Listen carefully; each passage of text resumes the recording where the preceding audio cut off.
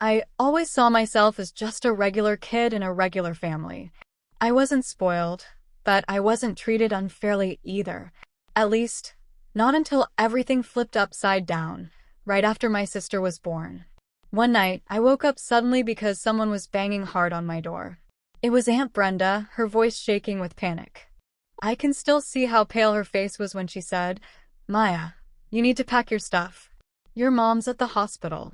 In my head, hospitals meant accidents, pain, all the scary things kids try not to think about. But the truly awful part wasn't the accident or even the sadness. It was what came after. My sister, Chloe, arrived almost 2 months early. I didn't really get what that meant back then, but I knew it was serious because suddenly, everyone in our house was completely focused on that baby. The weeks that followed felt like a blur of long days spent at Aunt Brenda's place, hearing hushed conversations about Chloe's health. I didn't get to visit the hospital often, just a couple of quick visits with my mother. And every single time she'd only say one thing: "Be good, Maya. Mommy is super busy." So, I learned how to just disappear into the background.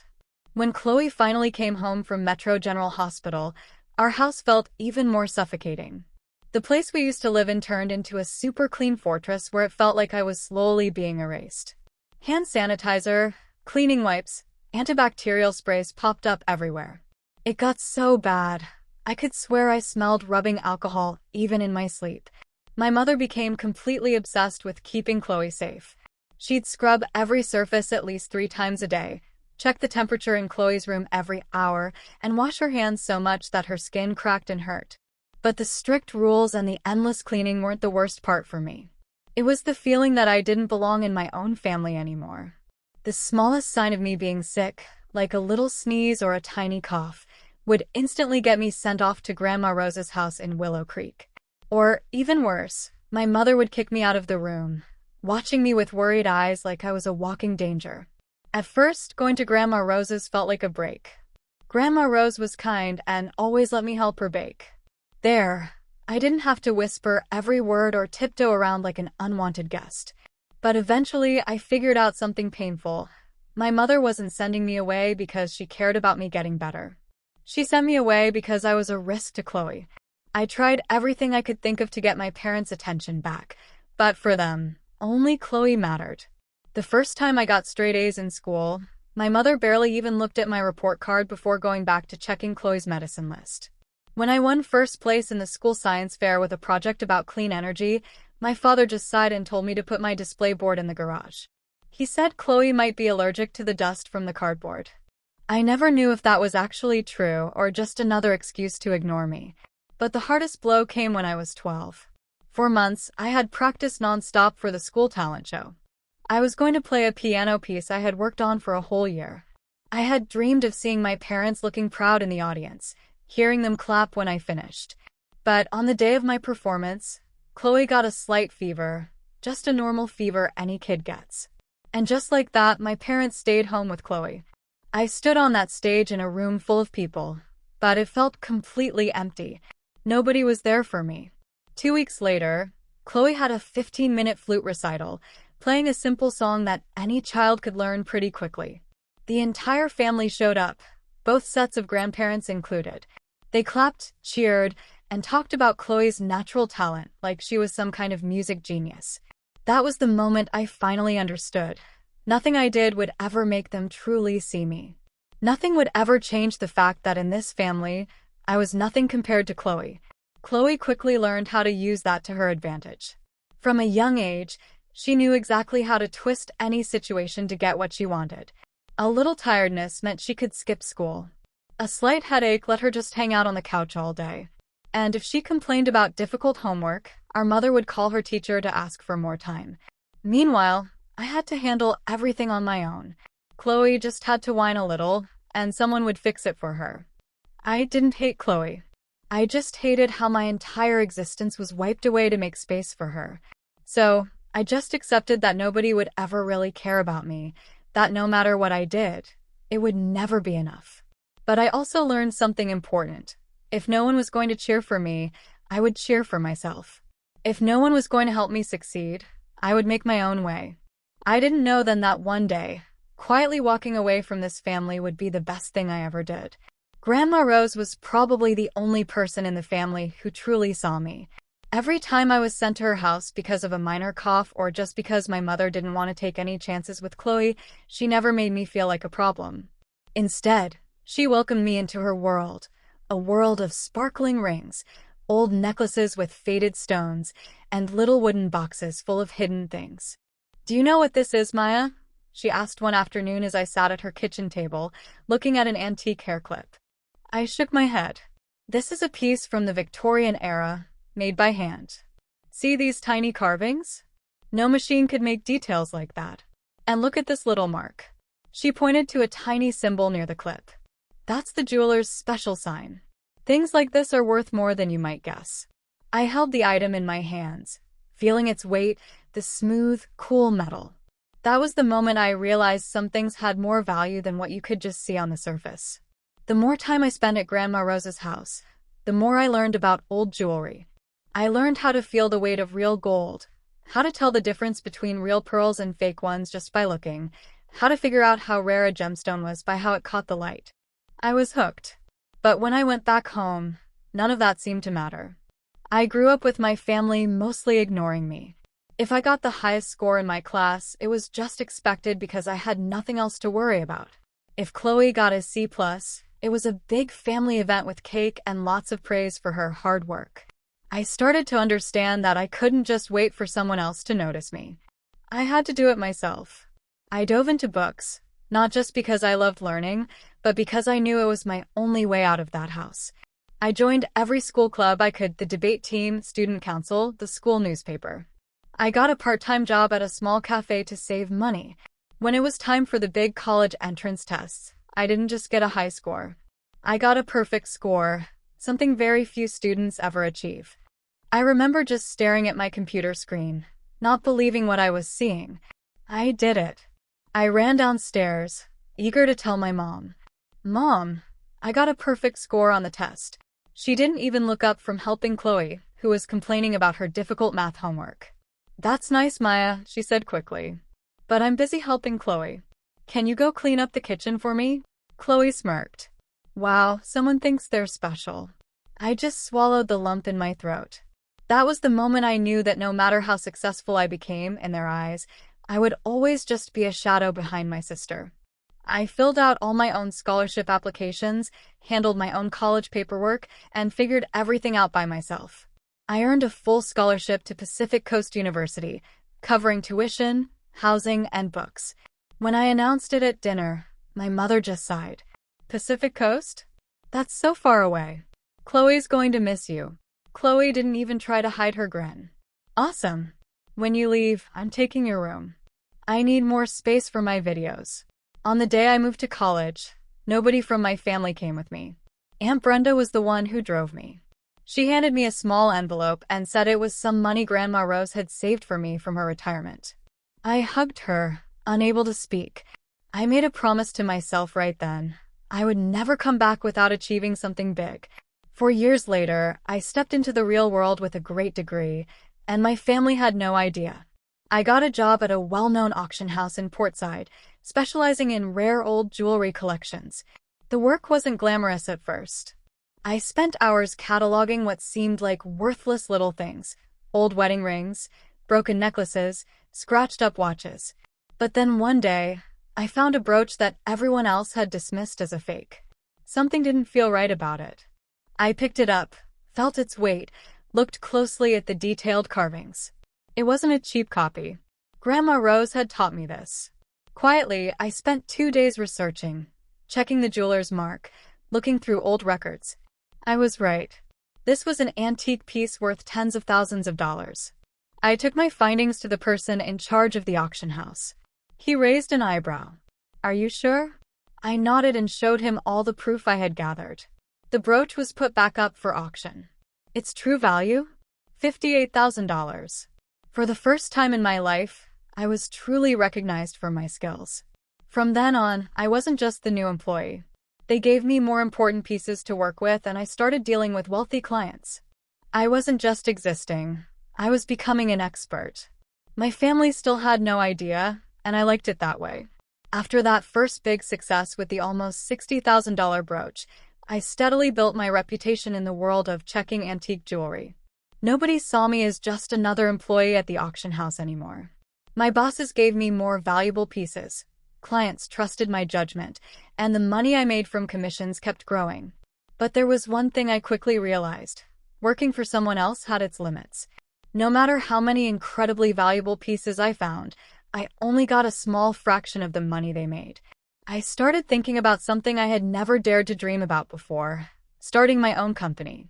Nobody believed I could do it. Sometimes, even I had my doubts. I took out all my savings, got a small loan, and rented an old storage space on the second floor above a pizza place in the old quarter of Portside.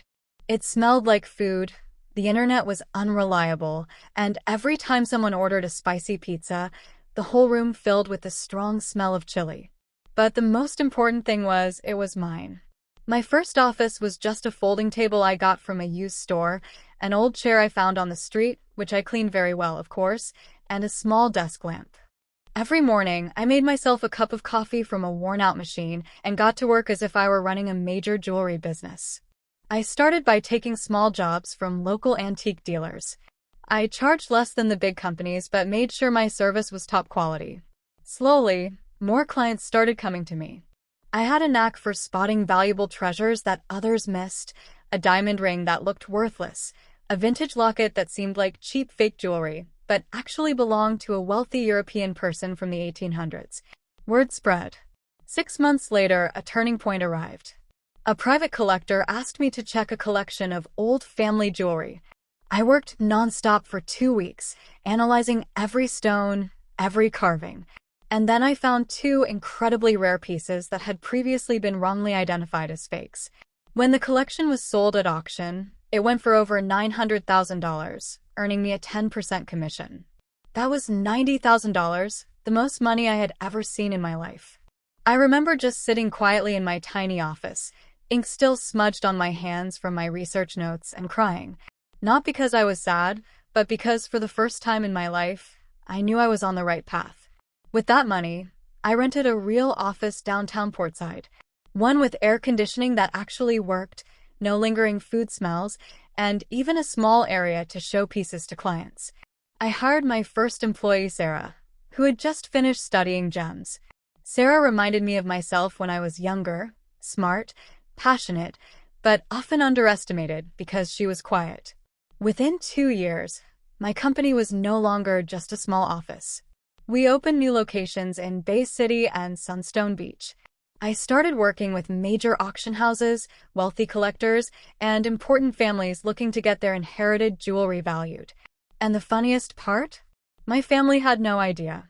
They still thought I worked at some little antique shop. Every time I went home for dinner, I played the part of ordinary Maya, the girl with a small job at a dusty old jewelry store. "You're still at that same place?" my mother asked while putting a roasted chicken on the table. "Yeah, still there," I replied. She nodded approvingly, as if I were still the same unremarkable child she had always seen me as. Chloe rolled her eyes. "Ugh, you really need to get a real job." I just smiled and didn't say anything.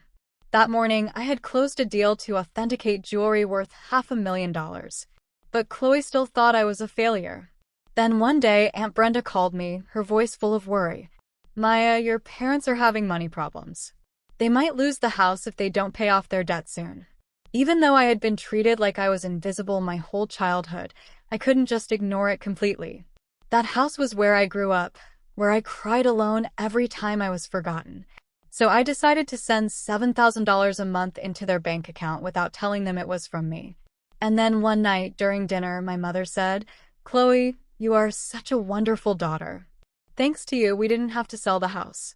I nearly dropped my glass. Chloe shrugged smugly. "Yeah, I just wanted to help." I let out a quiet laugh. She was actually taking credit for the money I had sent. And that was the moment I realized something important. No matter what I did, in their eyes, I would never matter as much as Chloe. But that didn't hurt me anymore, because I had built an empire they knew nothing about. Thanksgiving was the day everything fell apart. I had expected this year's Thanksgiving dinner to be difficult, but I hadn't expected it to be the night everything shattered in the most dramatic way possible.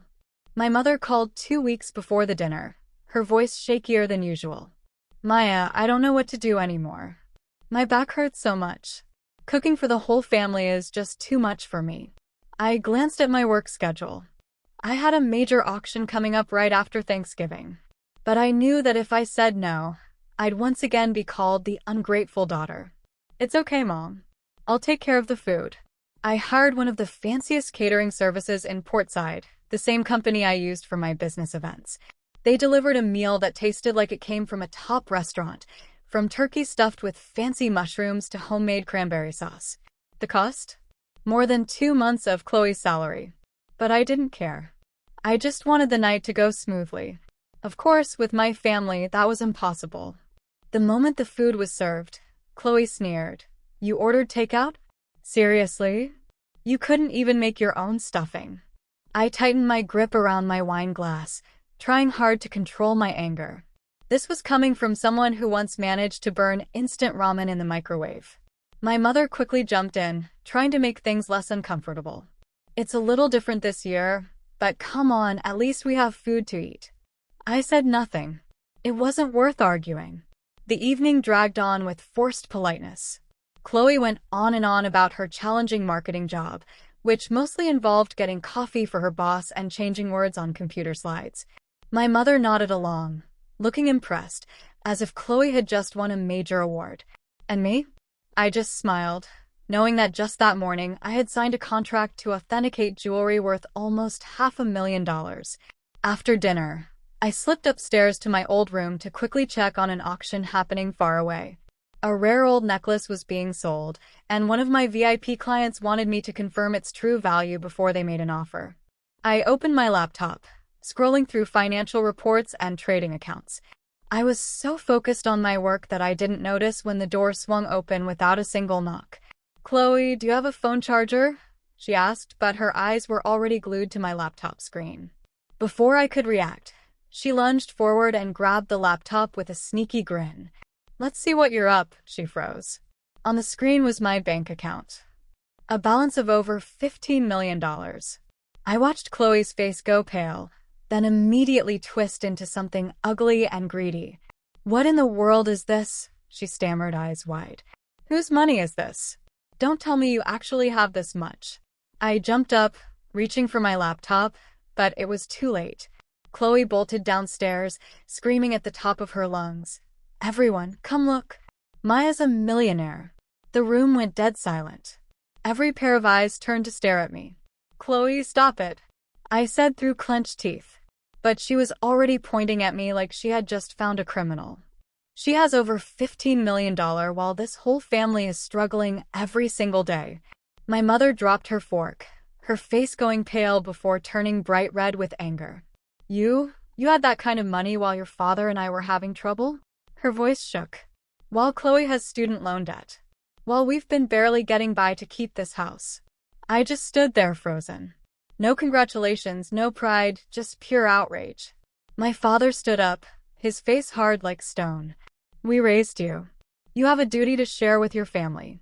Chloe, sensing the perfect chance, chimed in with a sweet, fake pout. "I just need $2 million, she shrugged. "It's not that much. I just want a fresh start, a better life like you." My mother nodded in agreement. "That's right, Maya. And your father and I have been thinking about a little house in the Sunshine State. Nothing too fancy, maybe around $3 million. I let out a bitter laugh. "So now you all think I have a financial responsibility to this family?" My father's tone got really firm. "It's not about thinking, daughter. It's what you have to do." I set my wine glass down on the table, looking around at all their faces staring at me with hunger, like birds circling their prey. "I've been sending $7,000 a month into your bank account for the last 2 years, I said, my voice completely cold. "I helped pay for this family's biggest bills." Silence. My mother's eyes got wide. "What did you just say?" I laughed. "But it looks like Chloe already took credit for that." Chloe froze. I saw a flicker of fear cross her face. My father clenched his fists. But I didn't care anymore. Slowly, I stood up, picked up my laptop, grabbed my expensive handbag, one my mother once thought was a cheap fake, and walked straight to the door. Before I left, I turned back and looked them in the eye. Not one more penny. No more support. This family is not my problem anymore. My mother looked completely shocked. Chloe's mouth was hanging open in disbelief. I slammed the door behind me. For the first time in my life, I felt truly free. I walked away from Thanksgiving dinner feeling a mix of relief and bitterness. For the first time, I had set a boundary. I was no longer the forgotten child in the corner, no longer just watching my own life happen. But I also knew they wouldn't just let this go. And I was right. Less than an hour after I left, my phone started buzzing nonstop. My mother, Chloe, my father, Aunt Brenda's number, even numbers I didn't know. I guessed it was relatives I hadn't heard from in years suddenly remembering I existed. 7:42 p.m. How could you do this to your family? We raised you. 8:15 p.m. Let's be reasonable and talk like adults. Family is important. 9:30 p.m. You have all that money. Why are you being so selfish? Chloe needs help. 11 p.m. I found the perfect house in the Sunshine State. It's only $3 million. I turned my phone on silent, but the messages just kept coming. The final straw was Chloe's dramatic post on social media, like she was starring in a low-budget TV show.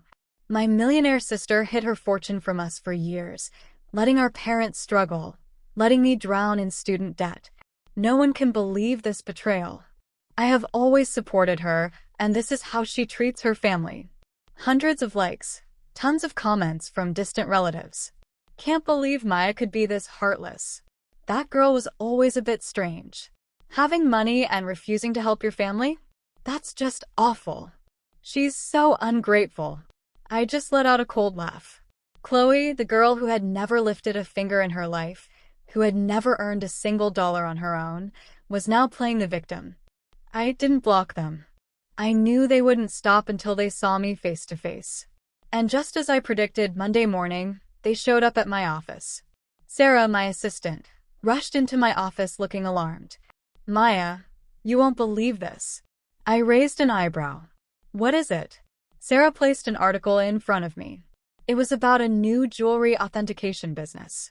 The name, Chloe's Sparkling Treasures. I burst out laughing. Chloe, the person who couldn't tell a fake diamond from a real one, was trying to open a jewelry authentication company? I looked at her website. Less than 3 months after she launched, Chloe's company was getting terrible reviews. They said my designer bracelet was fake. Awful service. The staff has no knowledge. This company is a complete joke. I wasn't surprised. Chloe never took anything seriously, and this was no different. She thought just because she had my last name, she could just walk into the world of luxury jewelry. No, this industry isn't for people who fake it. Even though everything was crystal clear, my family still wouldn't give up. Despite publicly saying they didn't need me and that I didn't matter, I still heard rumors that they were desperately hoping I'd come back. Aunt Brenda accidentally texted me. Your mom says they don't need your money, but honestly, they're really struggling. It wouldn't hurt if you helped a little. Of course, they didn't need my money, until they were broke. Chloe was drowning in debt, my mother was trying to keep up appearances, and my father was scrambling to stay afloat. And I just didn't care anymore. A year after I completely cut them off, I was sitting on the balcony of my penthouse apartment, holding a glass of wine, looking out at the dazzling portside skyline. I no longer feared my phone ringing. I no longer checked my email nervously, dreading another request for money. I no longer felt pressured to prove anything. I had won, but not in the way they thought. My real victory was freedom. Not the millions in my bank account, not owning the most successful company in my field, but the fact that no one could control me anymore. I was free in a way my family would never understand. And I never looked back.